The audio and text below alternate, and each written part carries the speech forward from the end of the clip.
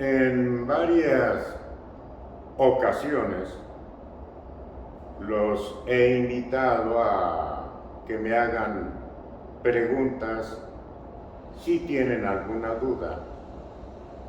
Y bueno, en su momento, en cuanto yo tenga un tiempo, con gusto respondo las interrogantes que me hagan.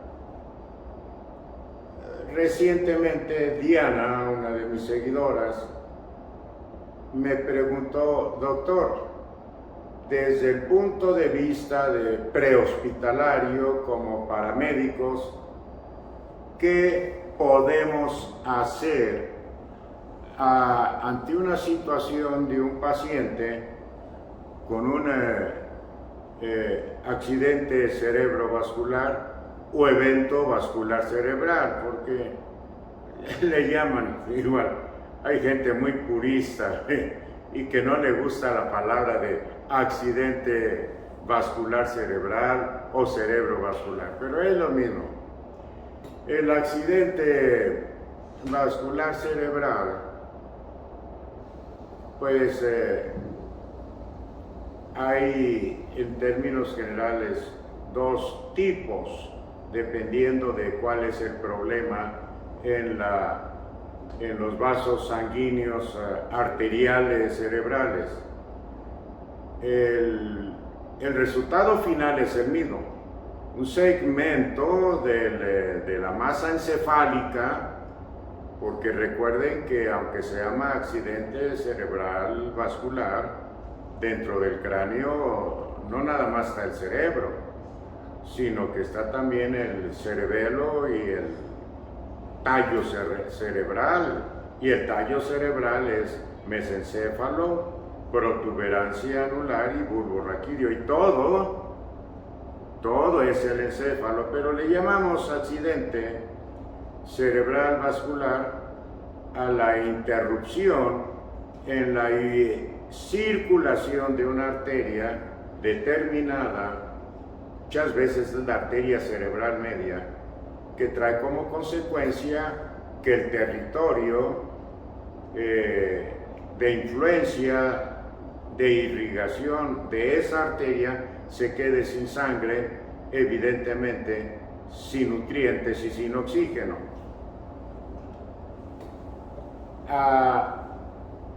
Hay dos tipos de accidente cerebrovascular.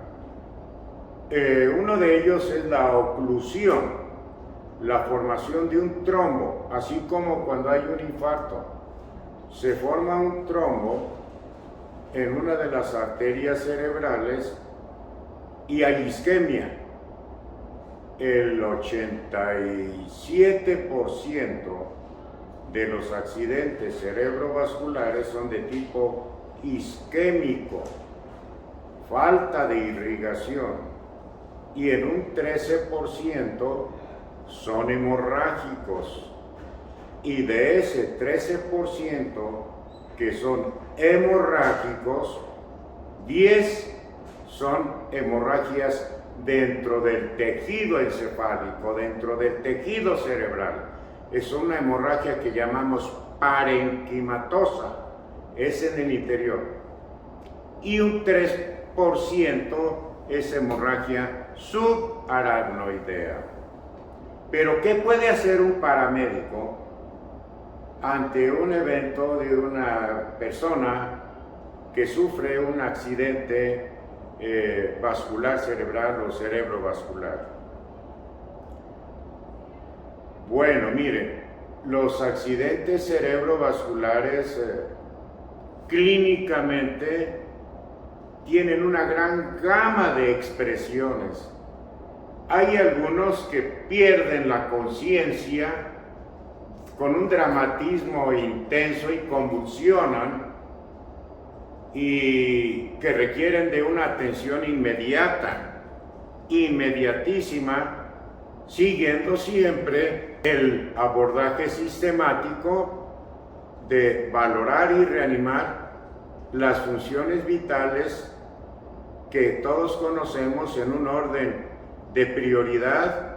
Primero asegurarnos que la vía aérea esté abierta, y si no, hay que abrirla. Si la persona no mantiene su vía aérea por sí misma, por la inconsciencia, está ocluida con su propia mandíbula, pues hay que abrirla manualmente. Si hay secreciones, hay que despejarla con aspiración. Y si está muy inconsciente, hay que mantenerla abierta con una cánula orofaringea. O sea, el abordaje es siempre el mismo, independientemente de la gravedad. Pero estoy poniendo el más extremo, pero en toda víctima de un accidente cerebrovascular, lo primero es la A de vía aérea. ¿Por qué? Porque una vía aérea obstruida acaba con la existencia de una persona antes de que acabe con la existencia un problema de B, de ventilación y oxigenación. Siendo prioritaria entonces la A, porque es mucho más severa la alteración en ese organismo cuando hay una vía aérea obstruida, primero hay que estar asegurados de que la vía aérea está abierta, y si no, hay que abrirla. Enseguida, que haya una buena ventilación, y si no está ventilando bien, hay que darle apoyo ventilatorio con la bolsa, mascarilla y oxígeno suplementario. Generalmente o con mucha frecuencia están muy hipertensos, y ahí sí no podemos hacer mayor cosa. No hay que empezar a dar medicamentos para disminuir la presión arterial, porque hay problemas, puede haber problemas muy graves. A una persona con una hipertensión severa que de golpe y porrazo disminuyen la presión arterial, hay quienes lo han hecho. Trae la persona a 220 y se la bajan a 140 de sistólica, y los vasos sanguíneos cerebrales persisten constreñidos. No crean que al bajar la presión sistémica, la presión arterial, los vasos arteriales cerebrales se relajan. No, persisten constreñidos, y al haber una presión sistémica muy baja para la vasoconstricción, entonces hay una gravísima isquemia cerebral. No manejen la hipertensión arterial en una víctima que tiene un accidente cerebrovascular. Déjenselo al médico de urgencias, que va a disminuir la presión arterial lenta y progresivamente. Pero si el médico de urgencias detecta que es un evento vascular cerebral de tipo isquémico, sí va a tener que actuar rápidamente en disminuir esa presión sistólica por debajo de 185-110 para poderle aplicar, si está dentro de la ventana terapéutica, el fibrinolítico, el activador tisular del plasminógeno, conocida como el Actilice. Pero el paramédico, ¿qué puede hacer? Bueno, primero asegurarse que las funciones vitales, vía aérea, ventilación y oxigenación, están presentes en forma adecuada, y si no, reanimarlas. Es lo primero que van a hacer. ¿Qué otra cosa pueden hacer? Bueno, descartar que esta persona, el estado en el que se encuentra desde el punto de vista neurológico, no es secundario a una crisis convulsiva previa. Es decir, que no confundan un accidente vascular cerebral con un estatus post-epiléptico. Hay que descartar. No tuvo convulsiones, es accidente cerebrovascular. Pero antes quiero mencionarles, hay muchos esquemas para poder uno clínicamente decir si es un accidente cerebrovascular. Ustedes se les va a llamar porque alguien tiene problemas con los movimientos, con el habla, con el entendimiento, y tienen que ir pensando accidente cerebral vascular. El esquema que más se emplea es uno muy sencillo. En la escala de accidente cerebrovascular prehospitalaria de Cincinnati, le van a valorar a la persona y van a ver tres aspectos.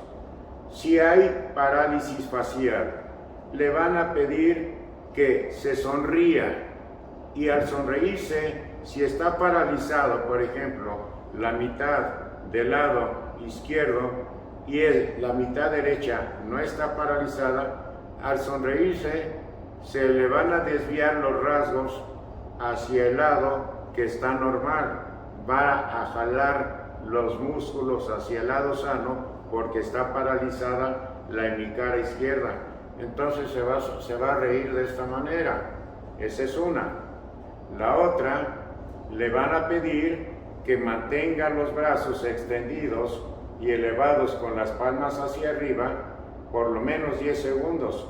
Y si cae una mano, o si no cae del todo, pero si disminuye, allí hay hemiplegia, parálisis. Segundo aspecto, el mantener la extensión de las manos, de los brazos, con las palmas hacia arriba por 10 segundos. Si no lo logra, hay hemiplegia, parálisis facial.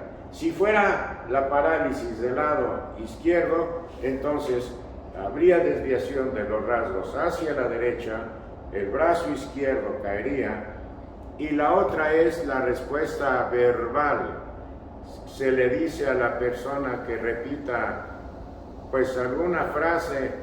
A perro viejo no se le enseña truco nuevo, por decir algo, y no va a poder hilar palabras, va a tener un habla arrastrada. A perro Pedro, con eso es suficiente. Esas tres cosas: parálisis facial, pérdida de la fuerza de una extremidad y el habla arrastrada, son los tres componentes de lo que es el esquema o la escala prehospitalaria de Cincinnati para ver si hay accidente cerebrovascular. Con un solo dato que haya de esos tres, hay un 72% de que tenga un accidente cerebrovascular. Si están presentes los tres, hay un 85%. Y ya quedamos que de 100 pacientes con accidente cerebrovascular, 87% son isquémicos. ¿Cuál es la ventaja de que sean isquémicos? Ventaja relativa, que son los que tienen cura. ¿Mediante qué? Mediante un fármaco que disuelva el coágulo, el trombo. Pero eso es tiempo dependiente. ¿Qué cosa van a hacer ustedes, paramédicos? Anotar cuándo fue el último momento en que se vio bien y a partir de qué hora empezó con las molestias. Si está dentro de 3 horas, el cuadro está dentro de la ventana terapéutica para poderlo fibrinolizar. 3 horas es el tiempo. Por lo tanto, ¿qué otra cosa pueden hacer paramédicos? Derivarlo a un hospital que cuente con tomografía y con un neurólogo o un neurocirujano, con una unidad de accidente cerebrovascular. Habitualmente el accidente cerebrovascular quien lo diagnostica es el familiar. Nosotros en medicina nos basamos en 8 Ds, la D, 8 Ds para tener en mente cuáles son las acciones. La primera es la D de detección, y eso lo hace el familiar o el conviviente del paciente. La segunda D es el despacho. Habla al 911 y entonces los despachan a ustedes hacia ese domicilio. La tercera D es la derivación. Ustedes deben de saber en qué hospital las 24 horas del día hay tomografía y hay especialista. Luego la cuarta D es la determinación ya en urgencias, ya no les toca a ustedes. El médico en urgencias dice, yo determino que tiene un accidente cerebral vascular. Es la cuarta. La quinta D, el mismo médico de urgencias que generalmente ya activó al código de accidente cerebrovascular y que ya es el especialista, va a decir, yo requiero de la quinta D, que son los datos, tomografía, quinta D. Luego la sexta D, esa tomografía debe de estar ya tomada e interpretada en 45 minutos. La sexta D, yo en este momento tomo yo la decisión de que este paciente tiene un accidente cerebrovascular, decide que sí lo es.